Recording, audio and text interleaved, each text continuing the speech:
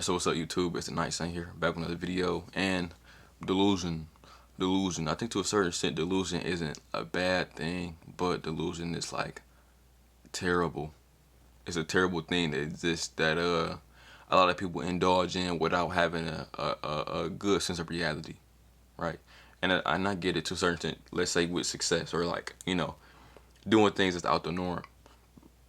A certain level of like delusion is needed. Like even what I'm doing with this YouTube shit, like, or even like with the spiritual shit, the psychic shit, anything really, like you have to really believe what you are thinking, and I get that. Like it's kind of hypocritical at the same time, but it's like a level of delusion of people, and I speak about this more in a grounded level. Like, let's say men and women, like with the dating shit, it seems like both genders is saying fucking crazy shit. It's crazy shit, and people are up demanding the most crazy shit from the opposite gender, and these people ain't worth a damn. And that's really why I don't like these gender wars and people trying to put like it's clearly something going on. Like me, I try to stay away from the internet, but like clearly you can see it, like anybody else can see it. Like I'm like, it's clearly somebody like trying to cause some shit to happen. And I just don't like that. In my opinion, it just seems like it's like the black people. It's like it's my people that it's happening to the most.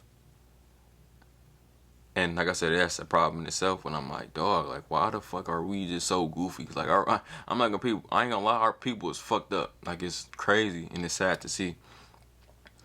And it showed me to a reality that it showed the truth of reality that most people are delusional. Now I'm not just saying that just because of my people. That example just showcased my people. Most people in, let's say in America, because that's the only thing I can really speak on it. My observation and how society is ran in America is that, everybody can be beautiful, everybody can be youthful, everybody can be a millionaire. It's the American dream. Everybody can have that picket fence and their wife and the family or husband and 2 kids. Whatever you may deem it to be. It's people are believing in these type of these fantasies. These fantasies are not grounded in reality, and it kind of bothers me. And even to a certain extent, even I got this. My bad. I'm kind of like just dropping things and then going off and then dropping them out. But I'm gonna try to make it come all back together. But even to the extent of like, let's say love, like everybody having that one person, like everybody having a true love somewhere, having a soulmate, having a twin flame, whatever you may deem it to be. I really don't care. But the reality, the fact is, most people won't ever even find a true love. Some people may have already had a true love and they fucked it up. Some people may very well be meant to live alone, be alone, die alone. And that example gets sadder when you think about your family and people that you care about and circumstances. And of course, that's very, to a certain extent, it is kind of sin to think about. But let's be honest. I'm about to say, let's be honest, and anything can happen in life. But at the same time, you can see how people's actions, people's thoughts, and their behaviors always, translate to certain outcomes. And of course, this is all observation, but you just have feelings. I just be having feelings. And this is just me speaking on myself. And I know I'm not always right. I'm not right at all. Probably 75% of the time, but that's just what it is. But all these type of things that society try to push on you and they try to speak out into society, we see on social media everywhere, they are a sense of delusions, these fantasies that everybody can have it all. And I think that's kind of like the saddest part about reality is that, you can't have it all.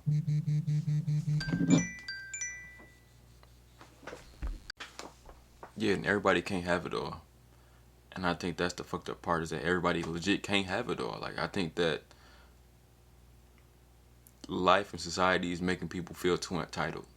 People feeling too entitled to somebody else's shit. It's making life, it's making everybody entitled to the perfect reality, and the perfect reality doesn't really exist in a certain way. I think it don't exist if you don't have the right mindset towards it.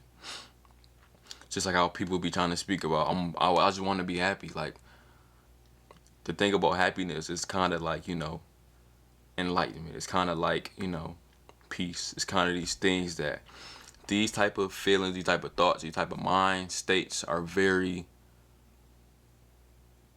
omnipresent. They always there. All it really takes is a mental shift, and you are in these spaces, like seeking, like feeling love and peace. A peace only comes after the acceptance, and I know that at certain times, these feelings could just literally just turn on like that. Like it's been times like I just been doing nothing, and I just feel peace, and I'm about to say and that's not something that is normal to me. So when I felt it, I'm like, damn, why I feel like this, and I'm like genuinely questioning myself, like, damn, why am I feeling like this happy for? I was just feeling amazing. I'm about to say that's not a normal thing that I felt, so I'm just sitting there like in amazement, just taking in a moment. And people don't realize that sometimes the stuff is you can forcibly do it, but not forcibly, but you can consciously do it. But there's other times where it just unconsciously happens, and people need to really understand that sometimes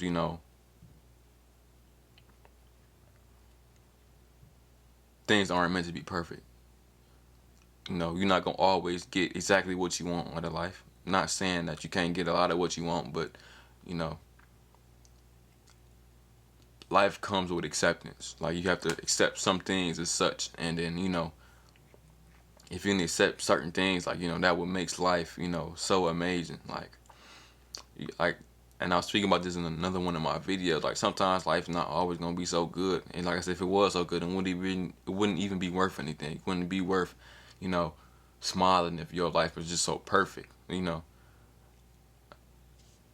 Because, well, I think I said that wrong, but life wouldn't be worth anything if you was always smiling. Like that's why we find. I think in everybody, like in their average human being, they see somebody that's happy all the time is weird.